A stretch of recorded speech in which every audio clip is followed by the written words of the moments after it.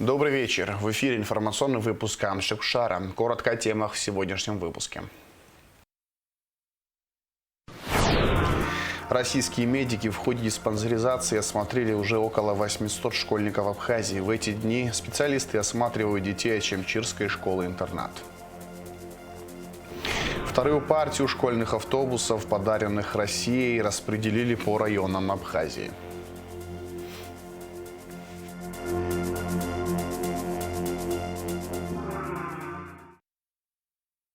Расширенное заседание парламентского комитета по обороне и национальной безопасности состоялось в среду, 19 февраля.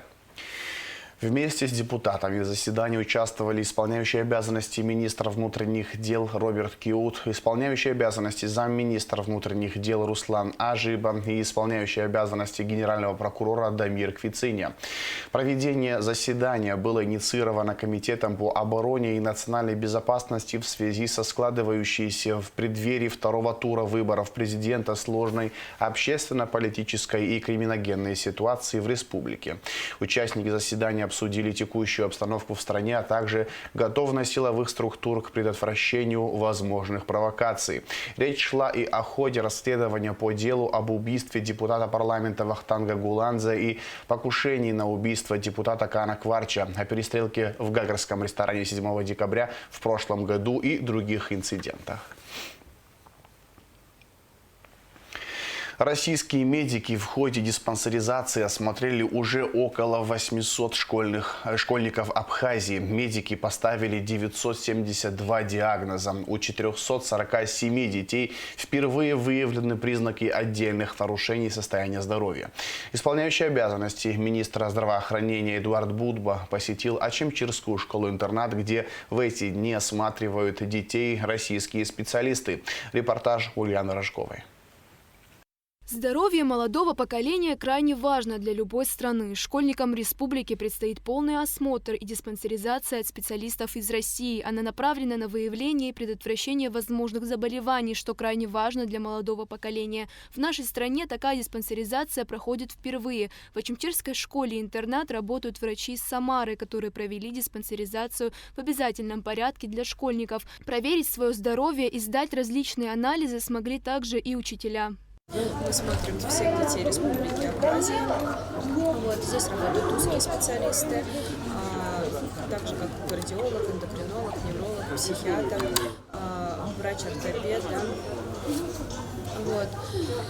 Специалисты выявляют диагнозы, проводятся первичный осмотр, это скрининг, выявляются диагнозы, оцениваются анализы крови, анализы мочи. В дальнейшем даются рекомендации как и детям, так и родителям, которые если приходят, и передается в Министерство здравоохранения Республики Абхазия.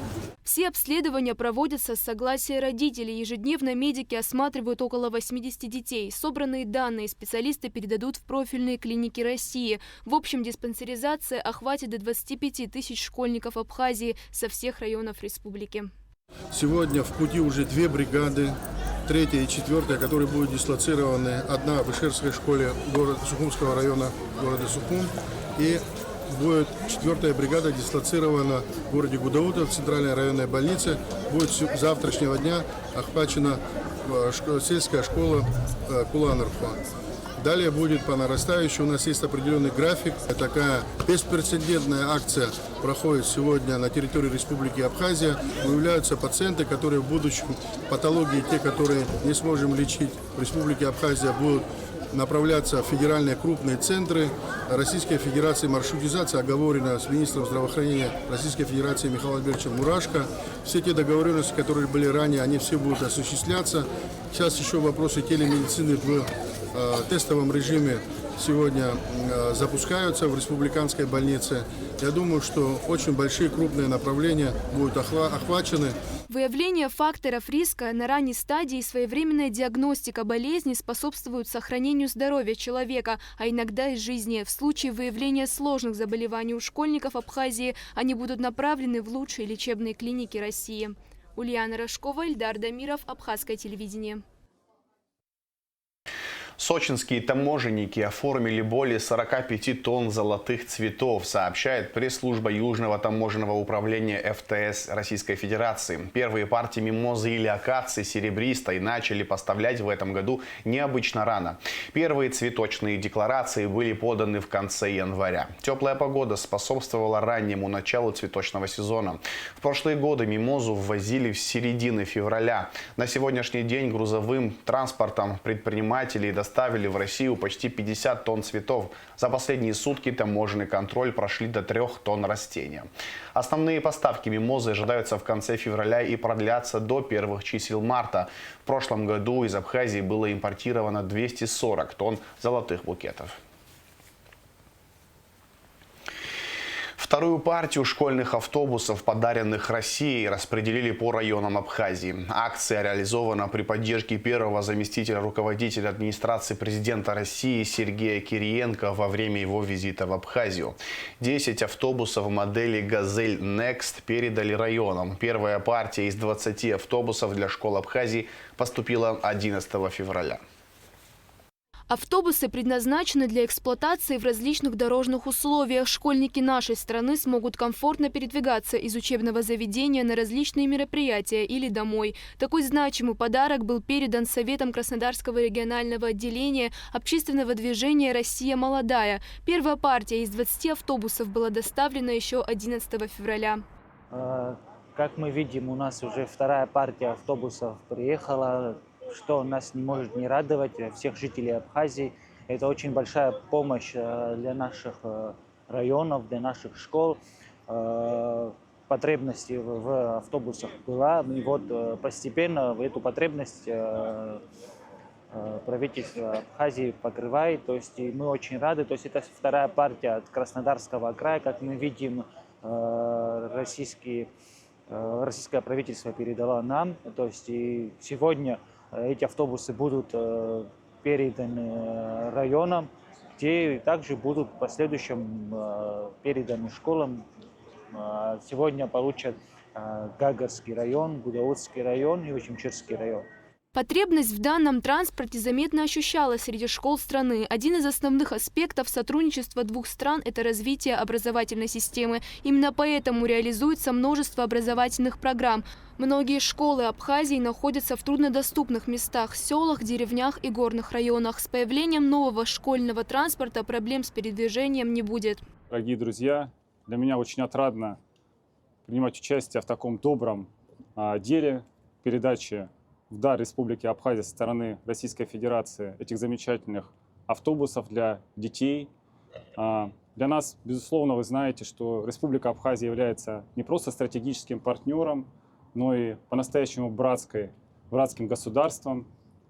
С этой целью мы один из основных аспектов развиваем нашего сотрудничества – это развитие образовательной системы в Республике Абхазия. Именно поэтому мы здесь реализуем множество образовательных программ, олимпиад, конкурсов для молодежи. Многие ребята с Абхазии потом становятся успешными выпускниками престижных российских вузов. И один из основных ключевых аспектов развития системы образования в Республике Абхазия, безусловно, является инфраструктура. 30 из 47 автобусов уже доставлены в республику. Абхазо-российское сотрудничество по самым разным направлениям будет продолжаться и в дальнейшем. Ульяна Рожкова, Лилиан Маршан, Абхазское телевидение. С 23 по 25 февраля в Сухуми будет проходить уникальная передвижная выставка «Поезд Победы», приуроченная к 80-й годовщине Победы в Великой Отечественной войне. «Поезд Победы» является первой в мире иммерсионной инсталляцией в движущемся составе. Каждый вагон рассказывает отдельную историю, переплетая драматические события, исторические факты и человеческие судьбы. Специально к приезду в Абхазию оборудован нулевой вагон, в котором представлена мультимедийная экспозиция о подвигах героев Великой Отечественной войны из Абхазии. Посетители узнают истории этих людей. Один из них – Алексей Ласурия, живущий в Сухуми и 10 февраля отметивший столетний юбилей. И в завершении выпуска расскажем о погоде. По сообщению Гидрометцентра, в пятницу 21 февраля в Абхазии ожидается облачная погода, временами снег с дождем, снег. Температура воздуха ночью -3 плюс 2, днем 5 градусов тепла. Температура морской воды плюс 9 градусов.